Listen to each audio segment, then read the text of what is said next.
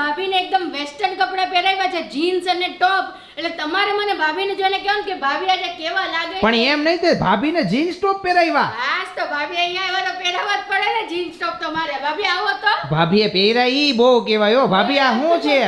અરે જો તો ખરી કેવો કેવી સરસ ગુંડી લાગે. લાગુ છું, કેવી બધાય આમાં કહેશે કે જરાય હારા નથી લાગતા. ના ના ઈ તમારી એકદમ વાત ખોટી છે. તમે જીન્સ પેન્ટ પહેરો એટલે હું કઈ ખરાબ લાગુ એવું એમ નહીં, પણ તમે આ મગજમાં વિચારી લીધું છે કે તમે હાડીને ડ્રેસમાં જ હારા લાગુ એવું હોય. ના ઈ છે ને આવું બધું સારું ન લાગે. આ તો પહેરી ખાલી, બાકી આવી બધી મજા ન આવે પણ પહેરવાની. એમ નહીં, સાડીમાં આમાં જે મજા આવે ને એવું આવું પહેરવા મજા. હા ડ્રેસ હજી પહેરાય, કુર્તી પહેરાય, ઓલા લાંબા નથી પહેરતા એવા પહેરાય. પણ એમ નહીં, પણ તમને આમાં શું વાંધો આવ્યો? મિત્રો મારા ભાભી છે ને જીન્સ ને આ ટી શર્ટ ને શર્ટ ને જે બધું પહેર્યું છે એ એકદમ સારા અને વ્યવસ્થિત લાગે છે. એને ગામડે રહેતા હોય ને વર્ષોથી આવી રીતના પહેર્યું ન હોય તો એને મગજમાં એને ફિટ થઈ ગયું છે કે એને હે ને આવું સારું ન લાગે પણ એવું. આ કેવું સરસ લાગે છે ભાભી. તમને ભલે થોડુંક લૂઝ પહેરો, પણ આ તમે હે ને તમે આ કપડાં પહેરીને પછી ક્યાંક ઇન્ટરવ્યુ દેવા કે એવું ક્યાંક ગયા હોય ને તમે નોકરીમાં કરવા ન જતા હોય એના ટાઈપનું લાગે. એમ કે ભાઈ મારા ભાભી કે કંપનીમાં આમ 10 લાખ પગાર હોય મહિનાનો અને ઈ ટાઈપના ઊંચા હોદાવાળા ન હોય એવું. અહીંયા અમારા મોઢા જોઈને કોઈ 10,000 ની નોકરી દે એમ નથી એવું અત્યારે. કાંઈ નથી. હવે કમાવાવાળા તો ગમે એમ કરી લે ને. ઈ બધું તો મૂકો, પણ ભાભી કેવા લાગે છે ઈ તમારે કોમેન્ટ કરીને ઈ કહેવાનું. ભાભી સરસ જ લાગે છે, એમાં કોઈ શંકાને સ્થાન નથી. પણ એમને પણ તમને આમ હુકમે નથી ગમતું આ પહેરવું? આ પેન્ટ જો ને આમ ફીટ બધું લાગે ને આમ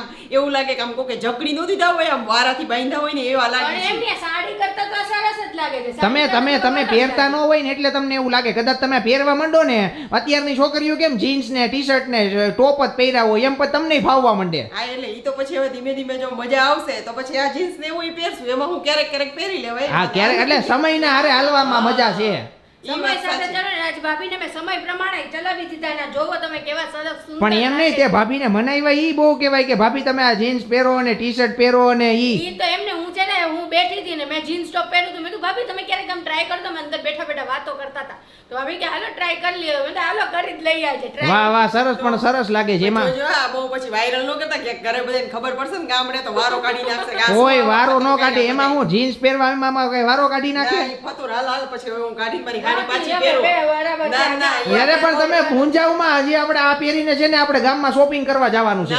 ના ગામમાં જવાય. ગામમાં આખા ખબર છે પછી ગામમાં વાતું થાય બધી મારી. પણ આપણે તો જુનાગઢમાં શોપિંગ કરવા જવું છે. આ ભલે ને તોય તમને નો ખબર પડે. અત્યારે વાતું છે ને કે આખી જતા વાર નથી લાગતી. ઈ કઈ મૂંઝાવમાં આવે. તમે બહુ સારા લાગો છો. તમે 10 લાખ પગાર વાળા બેન લાગો છો. હા, બસ હવે હો, એમાં મિત્રો મારા ભાભી છે ને 10 લાખ પગારની નોકરી કરે છે. કોમેન્ટ કરજો કે ભાઈ 10 લાખ પગારમાં નોકરી કરતા હોય ને એવા લાગે છે કે નથી લાગતા? લાગે જ છે ને. મારા હિસાબે તો 10 નહીં, આપણે જ્યાં આંકડો જાય ત્યાં સુધી ના લાગે જ. પણ ભાભી આજે આખો દિવસ જીન્સ પહેરી. આ તમારે પહેરી જ રાખવાનો છે. હવે મૂંઝાવાનું નથી. આ પહેરીને તમારે જે ઓલી શોપિંગ કરવા જવું જ નહીં, જઈ આવો. નહીં બહાર તો હું ક્યાંય નહીં જાઉં હો, અને બાયણું ખોલતી નહીં હમણાં ક્યાંય. ભાઈ હારા લાગો છો ભાભી. ભાઈ તમે હરીસામાં જોઈ લ્યો જી ને હારા લાગો છો એમાં શંકાને સ્થાન નથી. મિત્રો તમે કોમેન્ટ કરીને કયો જી ને. આજે વરાજા માટેની ખરીદી કરીને દેરાણી જેઠાણી આવ્યા છે અને એકદમ થાયકા હોય એવું લાગે છે 2 કલાકની ખરીદી કરીને.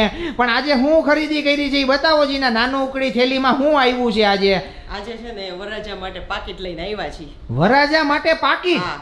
કેમ વરાજા માટે પાકીટ? એટલે ઈ વરાજો પાકીટ નથી રાખતો?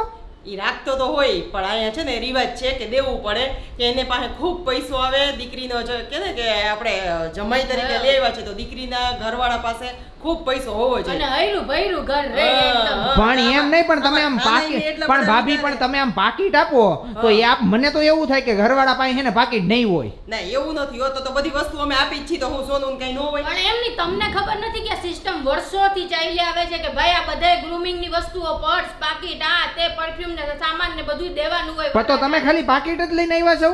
હા એટલે બીજી વસ્તુ લીધી છે પણ એ પેકિંગ કરવાના. આને પેકિંગ કરવાનું જ છે પણ મેં કીધું પહેલા તને એક વખત બતાવી દઈ પછી જો સારું હોય ને તો આપણે આનું પેકિંગ કરાવવા દઈએ. ક્યાં બતાવો તો એના ખાના બાના ને આમ તૂટે એવું નથી ને પાછું?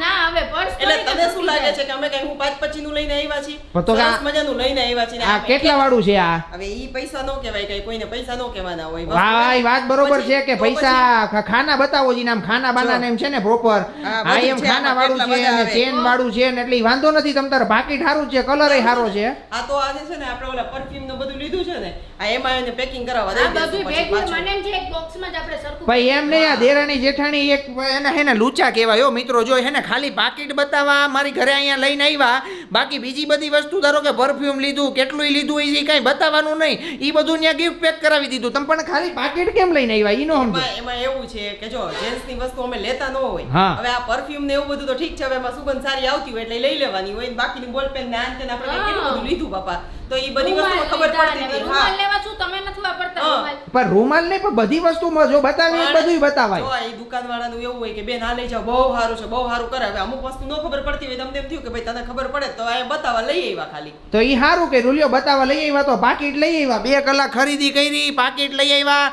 અને મને ઈ નથી સમજાતી આ સિસ્ટમ કે વરાજાને આ બધી આપણે વસ્તુ હું કામે દેવી.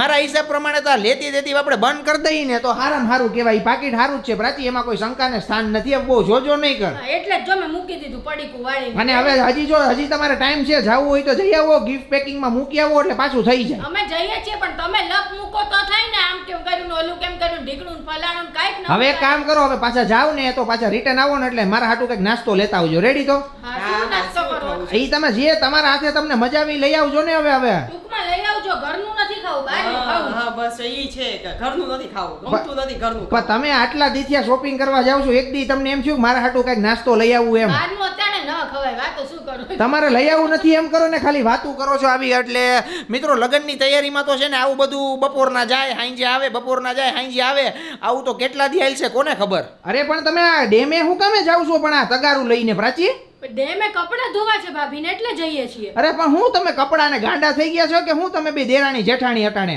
પણ ભાભીને એના ડેમના જ કપડાં ખુલ્લા પાણીમાં ધોવા ગમે છે, તો હવે આપણે તો એમાં શું કરી શકીએ? અરે પણ ભાભી કાંઈ અહીંયા કાંઈ કપડાં લઈને તમે ડેમે થોડાક ધોવા જવાય છે. હા પણ એક તો જો તમારે અહીંયા જગ્યા નહીં, હા. પાણી નહીં, અને મને છે ને ધોકા માર્યા વગર એક કપડું ધોવું જ ન ગમે. અને ધોકા માર્યા વગરના કોઈ દી કપડાં ધોવાતા હશે? અરે પણ મશીનમાં નાખી દો ને, તમને શું વાંધો છે? શું મશીન તો ગોળ ગોળ ફેરવીને મૂકી દઈએ, કે કપડાં ધોયા કહેવાય? પણ તો પણ આમ ભલે અમારે તો મશીનમાં જો ને કપડાં કઈ તમે ધોકાવાની, અહીંયા તો ધોકા મારવા જ નહીં દે. તમે એમ કહો કે હું હાલતા ને ચાલતા ધોકા મારવા માંડું તો અહીંયા બીજા નીચે વાળા આવીને આપણને બોલે. હા, ઈ તો વાત છે. અહીંયા ધોકા મારે ને તો મને એવું લાગે છે કે કાં નીચે વાળા ઉપર આવે ને કાં ધોકા હોતા આપણે નીચે જાય.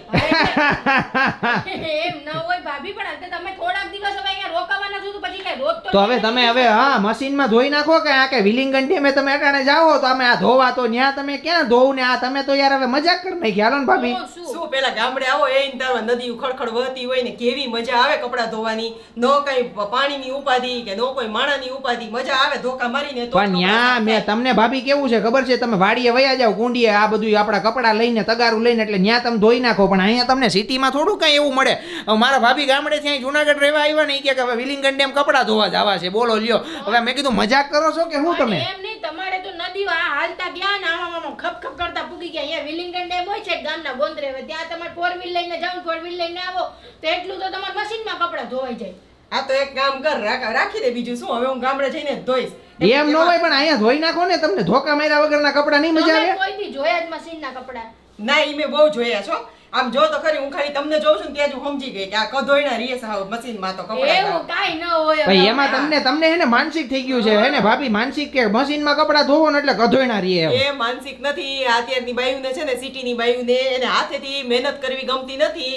વાં છે ને ઓલા હું હોય તમારે કસરત કરવા જાઉં જીમ. જીમમાં આમાં ઓલી કરાવશે ને તો એની પાસે કરશે બધું કસરતો. હા. બાકી ઘરે બે મશીનમાં ધોકા મારવાના નહીં ગમે કે નો એને કોઈ દિવસ બ્રશ મારવું ગમે, ઈ નહીં ગમે. લે હા પણ ઈ બાયુને ગમતું નથી એટલે તો વોશિંગ મશીન આવી ગયા છે. આ કોણ જાણે કોણે વોશિંગ મશીન, આ છે ને કોઈ આડું હોય છે ને એને જ આ વોશિંગ મશીન ની શોધ કરી ઈ પ્રાચી મને એવું કેમ લાગે છે કે આ પ્રાચી માટે જ ભાભી બોલે છે આ?